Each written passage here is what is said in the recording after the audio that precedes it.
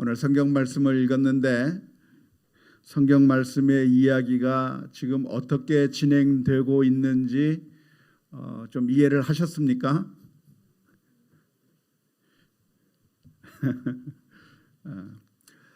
이 당시에는 소위 복수의 법이라고 하는 것이 있었고요. 그리고 마을에서는 그리고 동네 공동체에서는 재판할 수 있는 그런 권한들도 있었습니다. 복수의 법이라고 하는 것이 있는데요. 이 복수의 법을 가리켜서 라틴어로 렉스 탈리오니스라고 하는 말로 표현을 합니다. 복수의 법, 무슨 말이냐면 누군가 사람을 죽였다고 한다면 그 죽임을 당한 피해자의 제일 가까운 가족이 혹은 친척이 그 살인자를 찾아내어 그 살인자에게 원수를 갚는 것이 정의라고 하는 것입니다. 그러니까 누군가 내 자녀를 죽이면 그러면 그 자녀의 아버지가 그 죽인 살인자를 찾아가서 죽이면 그것은 범죄가 아니라 복수를 한 정당한 복수를 하는 것이라고 하는 법이 이 당시에 구약시대 때 있었던 복수의 법, 렉스 탈리오니스라고 하는 그런 법의 그 모습이라고 할 수가 있겠습니다. 물론 이런 법이 구약 성경에 있는 사람들 가운데서 있었고 행해졌다고 하는 사실이 그러니까 오늘날에도 우리도 복수를 해도 괜찮다고 하는 것을 의미하는 것은 아닙니다.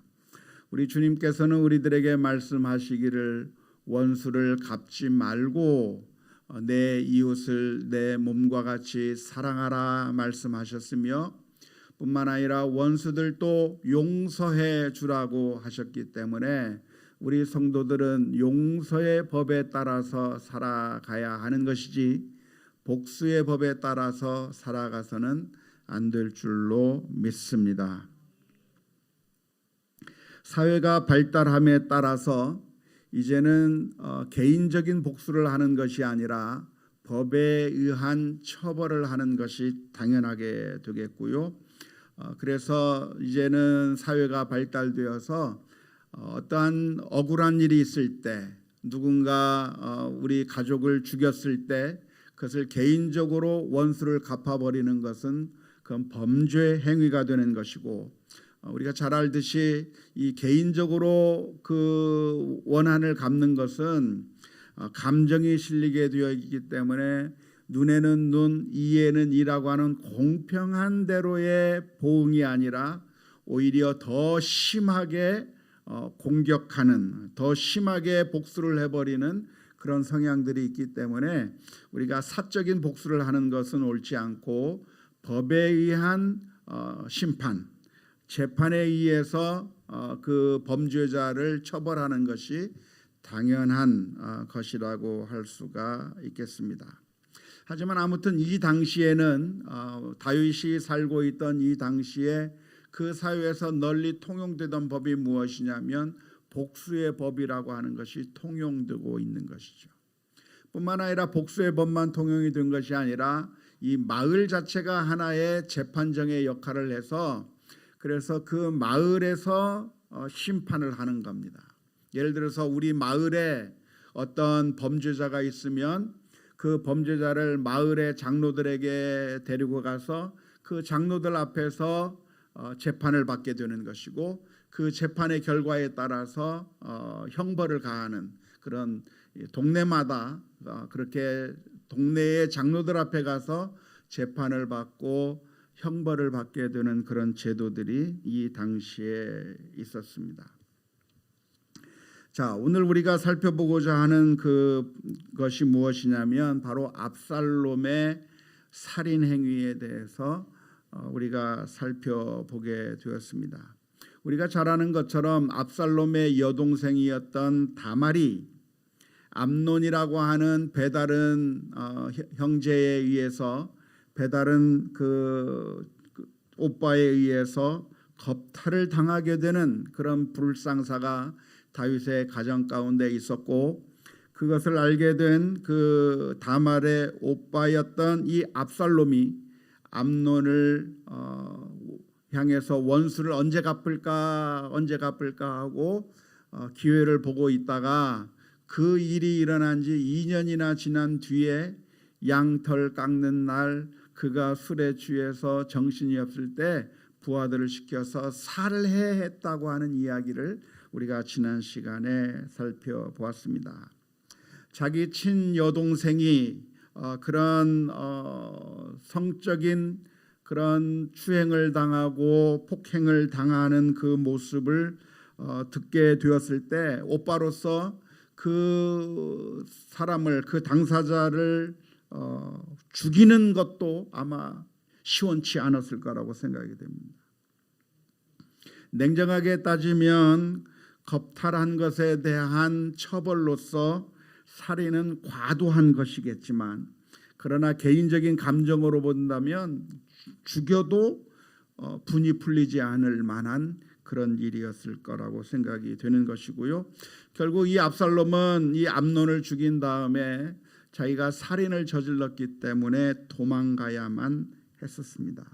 압살롬은 살인죄에 대한 처벌을 그 마을에서 받든지, 아니면 국가로부터 처벌을 받든지, 아니면 복수의 법에 의해서 그 암논의 가까운 친족이 이 압살롬을 죽이게 되는 그런 복수의 법에 따라서 죽임을 당할 위험이 있었기 때문에 살인을 저질른 이 압살롬은 멀리 도망가야만 했었다고 하는 것이죠.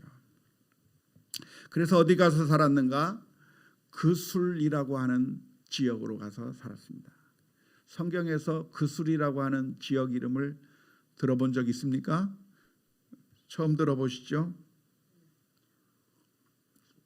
그술이라고 하는 것이 어디냐면 지도상으로 보면 저 갈릴리 바다 동쪽 편에 있는 지역입니다.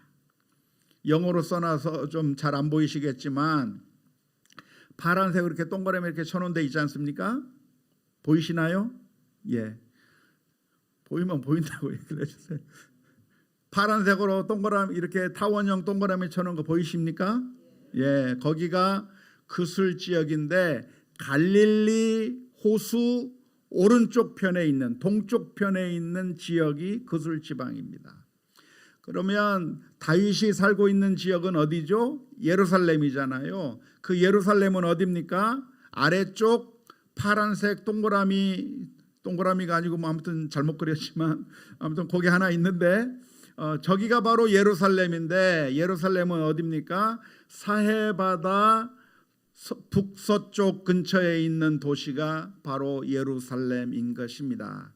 그러니까 아버지가 살고 있는 이 예루살렘에서부터 그술 지방까지 떨어진 곳이 약 거리가 얼만큼 되냐면 마일로는 70마일, 키로수로 바꾸면 몇 킬로미터 정도 될까요? 112km 떨어진 곳입니다. 112km면 어느 정도 떨어진 곳이죠? 여기서부터 대전은 한 90km 떨어져 있습니다. 그러니까 대전보다 좀 더 멀리 가 있는, 어디가 어느 정도냐면 순천 정도, 여기서부터 순천 정도 떨어져 있는 그곳에 이 압살롬이 도망간 겁니다. 그러면 그 거리가 얼만큼의 거리가 되는가요?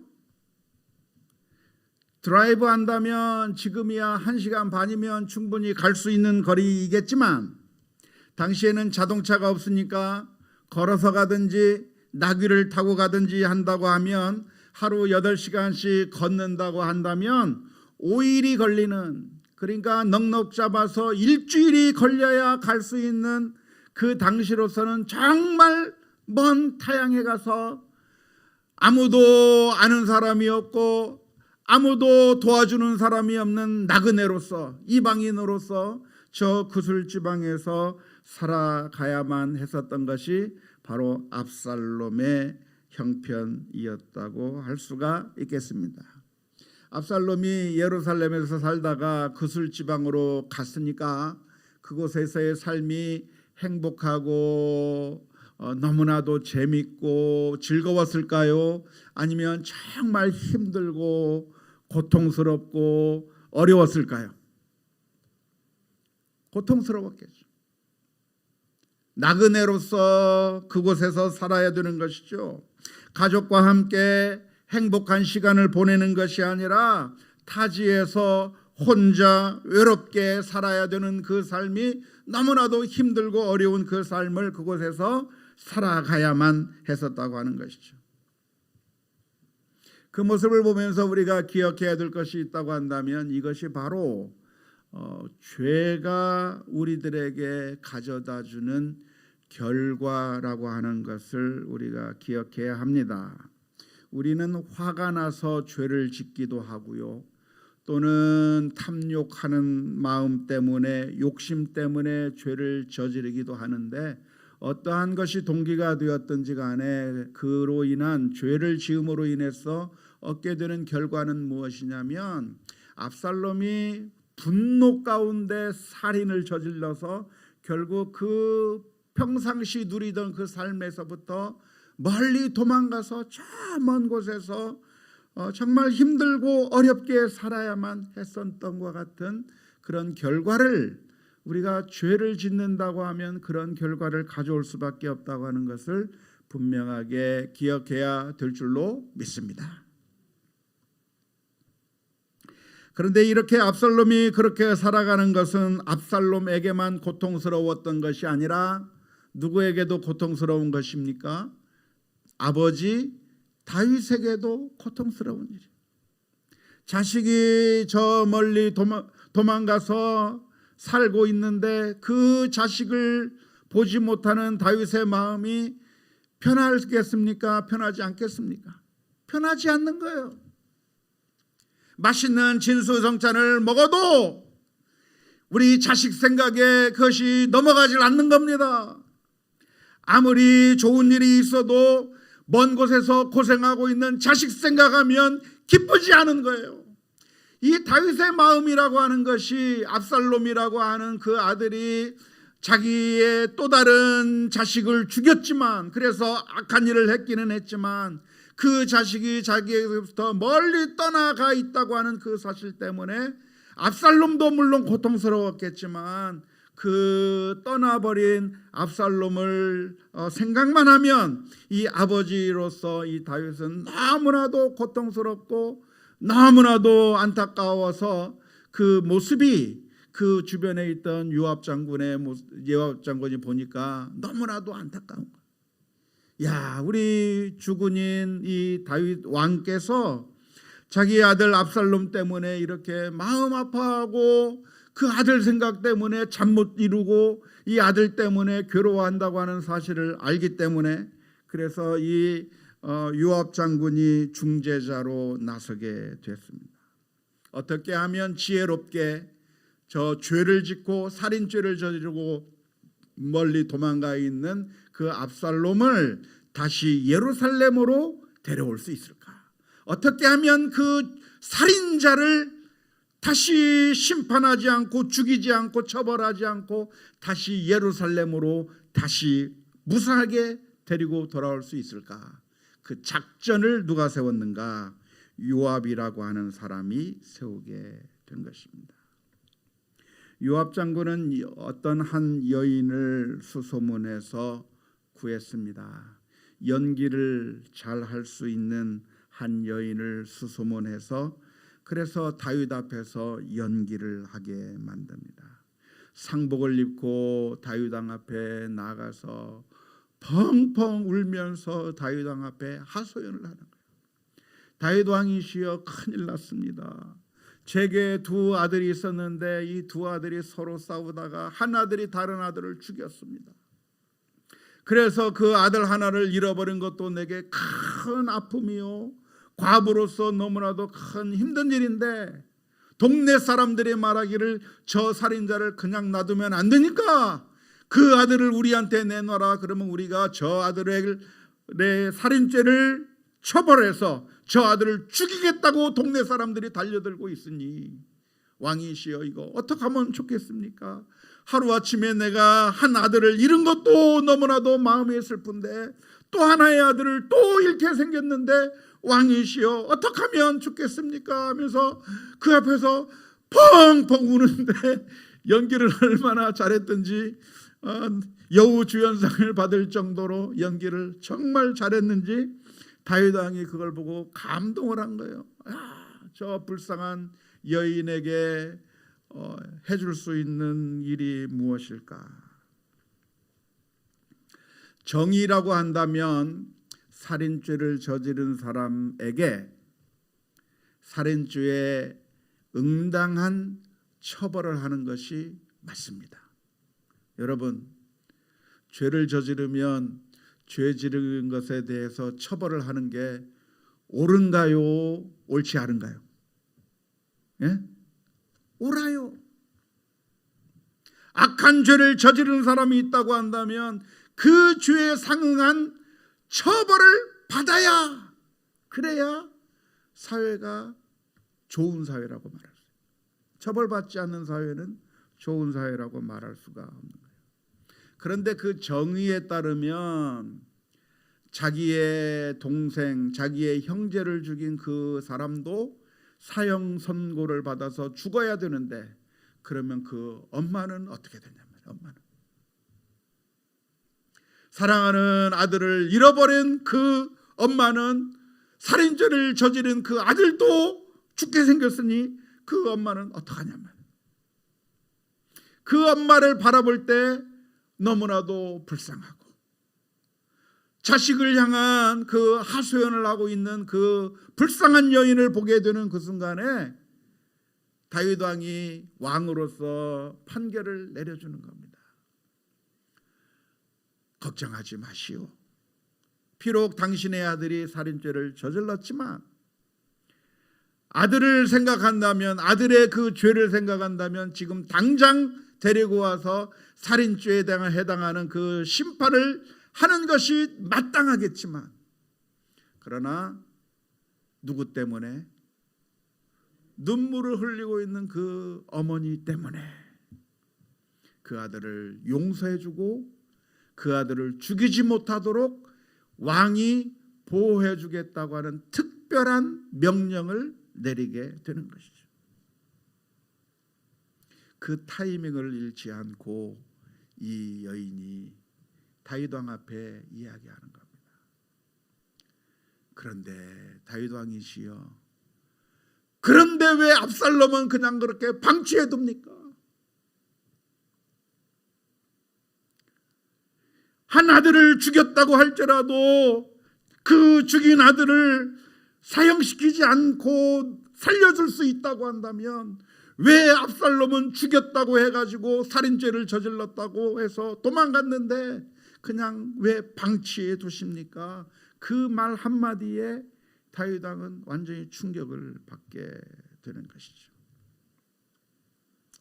우리는 구약 성경을 읽으면서 이 구약 시대 때 사람들이 참 지혜로웠다고 하는 것을 느낄 수가 있습니다. 다윗에게 하고 싶은 말이 있을 때 찾아가서 단도직입적으로 왕이시여, 압살롬을 좀 데려와야 되지 않겠습니까?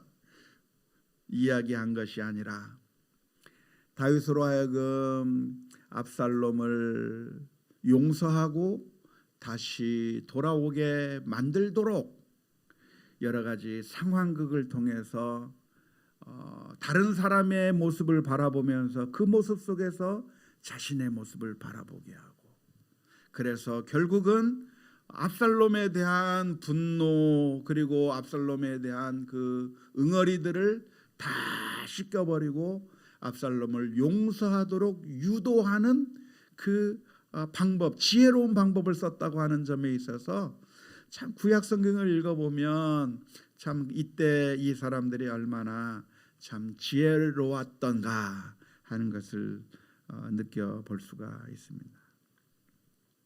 안타깝게도 오늘날 우리들은 옳은 말이라고 한다면 상대방이 들을 준비가 되어 있든지 되어 있지 않든지 그냥 말해버려서 결국 상대방으로 하여금 마음에 상처를 받게 만들고 그리고 너무나도 힘들어하게 만드는 일을 우리가 얼마나 쉽게 하는지 몰라요.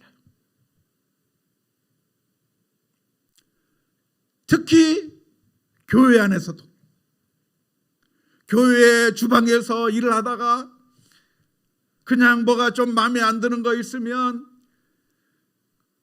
저 사람이 뭐 잘못하는 것 같으면 그냥 그 자리에서 얘기하는 거예요. 그렇게 하면 안 된다고 얘기해서 상처를 주고 그래서 시험 들게 만들고 교회에 더 이상 다닐 수 없게 만들고 같이 교회 버스를 타다가 마음에 안 들면 뭐라고 한마디 하고 그렇게 옳은 말이라고 해서 그냥 해버리면 되는 것이 아니라 오늘 이 지혜로운 요압처럼 어떻게 하면 저 사람의 마음을 열리게 하고 저 사람의 그 옹고집을 가지고 있는 그런 마음이 자기 자신을 돌아볼 수 있도록 비춰보게 만들고 옳은 말이라고 해서 그냥 내뱉어버리면 되는 것이 아니라 상대방이 들을 수 있는 준비가 되어 있는지 아니면 준비가 되어 있지 않는지 세심하게 헤아려 보면서 그 말을 지혜롭게 말해서 그 말이 잘 전달이 되고 그래서 그 말을 잘 받아들일 수 있도록 그렇게 말해주는 지혜가 얼마나 많이 필요한지 모르겠습니다. 그런 필요를 느끼십니까? 내가 이 말을 하면 옳은 말이니까 당연히 할 수 있는 말이고 시어머니는 며느리에게 할 수 있는 말이니까 말을 할 수 있고 며느리는 시어머니의 그 모습을 보면서 잘못된 모습을 보면서 그냥 이야기를 해버리면 되는 게 아니라 어떻게 해야 돼요? 이 말을 했을 경우에 긍정적인 반응이 나오기보다는 부정적인 역효과가 날 거라고 하는 사실을 생각하고 차라리 말을 하지 않거나 지혜롭게 바꾸어서 오히려 더 사랑을 베풀고 오히려 더 사랑의 손길을 내밀음으로 말미암아 그래서 정말 지혜롭게 말을 하고 대화하는 것이 얼마나 우리들에게 필요한가 그러한 지혜가 얼마나 필요한가에 대해서 우리가 깊이 생각해 보아야 할 것이고 우리가 기도할 기도의 제목이 있다고 한다면 하나님 앞에 늘 엎드려 기도해야 될 줄로 믿습니다. 주님 오늘 만나는 사람들 한 사람 한 사람 옳은 말이라고 해서 그냥 막 말하지 않게 해주시고 내가 했던 이 말이 저 사람에게 상처가 되거나 역효과를 불러일으키거나 마음속에 불편한 마음을 느끼게 그렇게 함부로 말하지 아니하도록 내 입술에 파수꾼을 세워주셔서 말 한마디 하기 전에 다시 한번 생각해보고 또 생각해보고 또 생각해보아서 나로 인해서 내가 한 말로 인해서 그 사람의 마음에 상처를 입히지 아니하도록 내 입술에 파수꾼을 세워 주시옵소서 기도하며 나가야 될 줄로 믿습니다. 매일매일 만나는 사람마다 그 사람을 만났을 때 내가 해놓았던 그 말 한마디가 얼마나 무서운 거예요. 어떤 사람은 말하기를 말이라고 하는 것은 내 입에서 나가는 화살과 같다고 그랬어요. 화살과 같아서 이 화살이라고 하는 것은 한번 시위를 당겨서 화살을 쏴버리면 한번 그 활시위를 떠난 그 화살은 반드시 날아가서 어딘가 관역을 맞추어 버리고 심장을 꿰뚫어 버리는 것처럼 우리들의 말이라고 하는 것은 한번 내뱉으면 그냥 없어지는 것이 아니라 반드시 날아가서 상대방의 마음에 심령에 꽂혀서 그 사람으로 하여금 피를 흘리게 만들고 고통스럽게 만들고 아주 많은 사람들을 상처를 입히는 그런 아주 위험한 거라고 하는 사실을 생각하면서 오늘 저와 여러분들의 기도의 제목이 있다고 한다면, 주님, 요압과 같은 지혜가 있게 하여 주옵소서. 우리 예수비전교회에 속한 모든 성도님들은 모든 순간순간마다 요압과 같은 지혜가 있게 하여 주옵소서 기도해야 될 줄로 믿습니다. 특별히 언제 우리가 실수합니까? 내가 정당하다고 생각됐을 때, 내가 권리가 있다고 생각되었을 때, 내가 옳다고 생각되었을 때 우리는 잘못할 가능성이 많아요. 내가 정당한 대가를 지불했는데 거기에 대한 마땅한 서비스를 받지 못한다고 생각되면 우리들의 말이 잘못 나갈 가능성이 많아요.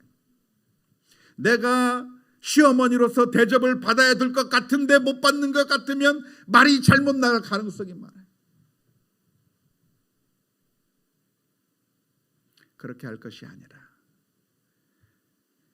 오늘 요압이 한 여인을 들어서 다윗 스스로 자기 자신의 모습을 비추어 볼 수 있도록, 사실 우리가 만나는 모든 사람들은 우리들의 거울인데 그 사람을 통해서 나 자신을 볼 수 있도록 지혜로운 방법을 썼던 요압처럼 우리들도 그런 지혜가 있게 해달라고 기도하며 나아가는 우리 모두가 다 될 수 있기를 주님의 이름으로 축원합니다. 결국 이 요압의 지혜에 감탄한 다윗은 압살롬에게 용서를 선포하고 도망갔던 그 구술 지방에서부터 다시 예루살렘으로 돌아오도록 왕이 허락을 해 주었습니다. 물론 완벽한 복권은 아닙니다. 예루살렘으로 돌아왔지만 다윗 왕 앞으로는 갈 수가 없었고 그냥 자기 집으로 돌아가게만 했었던 것이니까 완벽한 결과는 아니지만, 완벽한 복권은 아니지만, 그래도 먼 곳에서 사는 것이 아니라 다시 왕궁으로 돌아오고 왕자로서 그 권위를 회복해서 살아갈 수 있도록 만들어 주었다고 하는 것이 너무나도 이 압살롬에게는 큰 은혜가 되었을 것이라고 믿습니다. 이 압살롬에게 있어서 요압 장군은 구세주와 같은 사람이었습니다. 압살롬은 정말 어려운 일을 해냈습니다. 사실 이 일이 그냥 쉬운 일인가요? 아주 위험할 수도 있는 일인가요? 위험할 수도 있는 일이에요. 왕을 지금 기망하는 일이거든요. 한 여인을 사주해서 그래서 가짜 상황을 만들고 그래서 그 모든 계획을 세워서 왕의 마음을 돌이키기 위해서 이런 일을 지금 계획하고 있는데, 지금 우리가 이 성경 말씀에서 읽을 때는 해피엔딩으로 끝났으니까 그나마 다행인데, 이 똑같은 일을 경험한 왕이 다윗 왕처럼 반응을 보일 수도 있지만 어떤 반응을 보일 수도 있을까요? 진노하면서 이런 나쁜 놈들 하면서 그 여인을 향해서 진노할 수도 있겠고, 어떻게 왕을 속일 수 있느냐고 하면서 그 여인에게 진노할 수도 있었고, 그 일을 꾸민 요압 장군을 향해서 정말 화를 내면서 그 요압 장군을 내칠 수 있는 그런 위험성도 있었던 그런 일이었습니다. 그런데 이 일이 누구의 일입니까? 요압의 일도 아니에요. 압살롬이 오든 말든 요압하고는 무슨 관계가 있어요? 아무 관계 없어요. 내 일도 아니에요. 그냥 압살롬이 오지 않는다고 해서 아무런 문제가 없는 그런 남이에요. 그런데 이 요압은 그 나와는 아무런 상관이 없는 그 압살롬을 위하여서 나와는 상관이 없는 그 다윗 왕을 위해서 이런 일을 꾸미고 목숨을 걸어가면서 위협을 무릅쓰고 이 일을 꾸며서 결국 다윗 왕의 마음을 돌이키게 하는데 성공을 했다고 하는 것이 너무나도 놀라운 일이죠. 사랑하는 성도 여러분, 그런데 저와 여러분들에게도 이런 요압 장군과 같은 분이 계시다고 하는 사실을 알고 계십니까? 그분은 바로 예수 그리스도이십니다. 우리는 누구입니까? 어쩌면 우리는 압살롬과 마찬가지로 죄를 지은 사람들이고 문제투성이의 사람들이라고 할 수가 있습니다. 우리는 하나님 나라에 합당하지 않고 우리는 늘 생각하는 것이 약하고 죄로 인해서 하나님의 나라에 합당하지 아니한 저 지옥불에나 합당한 인생들이라고 할 수가 있을 겁니다. 그런데 하나님께서는 우리들의 모습을 보고 괴로워하시는 거예요.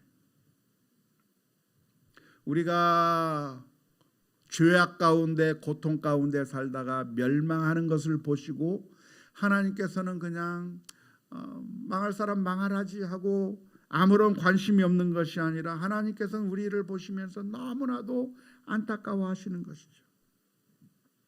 그리고 그런 안타까움을 해결하시기 위해서 하나밖에 없는 아들 예수 그리스도께서 우리를 위하여 이 세상에 오셔서 우리를 위하여 피를 흘려주셨고 저와 여러분들을 하나님의 품 안으로 back to God, 압살롬은 back to 예루살렘을 했다고 한다면 우리들은 다시 back to God, back to heaven, 천국으로 다시 인도하고 하나님의 품으로 다시 인도하셔서 예수 그리스도 때문에 우리가 하나님의 놀라운 자녀의 위치로 회복하게 되었다고 하는 사실을 기억하시고 우리 하나님 앞에 감사하며 살아가는 인생들이 다 될 수 있기를 주님의 이름으로 축원합니다. 우리가 하나님의 자녀가 된 것은 우리의 권리가 있어서 자녀가 된 것이 아니라 하나님의 전적인 은혜 때문이고, 그렇기 때문에 우리는 어떻게 살아야 되는가? 우리가 값없이 구원받았다고 하는 사실을 기억하면서 늘 매 순간순간을 감사하는 마음으로 살아야 하는 겁니다. 나중에 사무엘하서의 말씀을 보면 이 압살롬이 돌아왔다가 나중에 무슨 일을 저지르죠? 반역을 저지릅니다. 다윗 왕은 용서해주고 다윗 왕은 그 압살롬을 포용해 주었는데 압살롬은 그 다윗 왕을 반역해서 그 왕자를 빼앗아 버리려고 했던 그런 파렴치한 잘못을 저지른 사람이 누구냐면 바로 그 압살롬이죠. 그런데 우리들도 그럴 가능성이 있는 거예요. 우리가 하나님의 자녀가 되었으면서도 불구하고 값없이 하나님의 백성이 되었음에도 불구하고 우리가 이제는 구원을 받았으니까 이제는 우리가 하나님의 은혜를 생각하면서 감사하면서 사는 것이 아니라 오히려 죄를 범하고 악을 행하면서 살아가는 모습이 바로 우리들의 모습일 때가 너무나도 많습니다. 그렇게 살아야 될 것이 아니라 우리는 어떻게 살아야 되는가? 감사하며 살아가야 되는 우리 모두가 될 수 있기를 바랍니다. 두 번째로 우리는 어떻게 살아야 됩니까? 우리는 사랑을 베풀며 긍휼의 마음을 가지고 살아가야 할 줄로 믿습니다. 우리는 누구와 같은 마음을 가져야 됩니까? 요압과 같은 마음을 가져야 하는 것이죠. 우리 성도들이 가져야 될 마음의 태도는 긍휼과 배려의 마음입니다. 안타깝게도 우리 크리스찬들의 마음 가운데 사랑이 넘치고 긍휼이 넘치고 다른 사람들을 향한 배려의 마음으로 가득 차 있기보다는 우리의 마음이 종종 이기적인 모습으로 변해 있는 경우가 너무나도 많아요. 마치 탕자의 비유에 나오는 그런 형처럼 탕자가 돌아오는 그 모습을 보고 함께 기뻐하고 함께 감사해야 될 바로 그 형이 오히려 집에 들어가지 아니하면서 마음의 문을 닫아버리고 동생을 향해서 원망하고 손가락질했던 그 형처럼 오늘 우리 크리스천들의 마음 가운데 모지고 이기적인 모습을 보일 때가 너무나도 많은 것이죠. 포도원 품꾼의 비유에 보면 맨 마지막에 왔던 사람이 한 데나리온을 받고 자기 자신도 한 데나리온을 받는 것을 보면서 분노해버렸던, 하루 종일 일했던 그 품꾼처럼 어쩌면 우리 크리스천들이 그렇게 분노하고 있는 모습을 가지고 있는 그런 성도들이 너무나도 많습니다. 그 이유가 무엇입니까? 우리가 압살롬과 같은 죄인이었으나 회복받아서 하나님 앞에 돌아온 그런 은혜로 구원받은 사람이라는 것을 인식하지 못하고 내가 무엇인가 이루었다고 생각하는 그 순간에 우리는 그런 모습을 보일 때가 많은데, 사랑하는 성도 여러분, 우리 성도들이 가져야 될 이런 하나님의 은혜를 받은 자라고 한다면 긍휼과 자비와 배려의 마음으로 가득 찬 우리 성도들이 다 될 수 있기를 주님의 이름으로 축원합니다. 오늘 우리의 기도의 제목이 있다고 한다면 하나님의 은혜를 받은 자로서 많은 사람들에게 사랑과 긍휼의 모습을 보이며 살 수 있는 사람들이 되게 해달라고 기도하며 나아가는 우리 모두가 다 될 수 있기를 주님의 이름으로 축원합니다.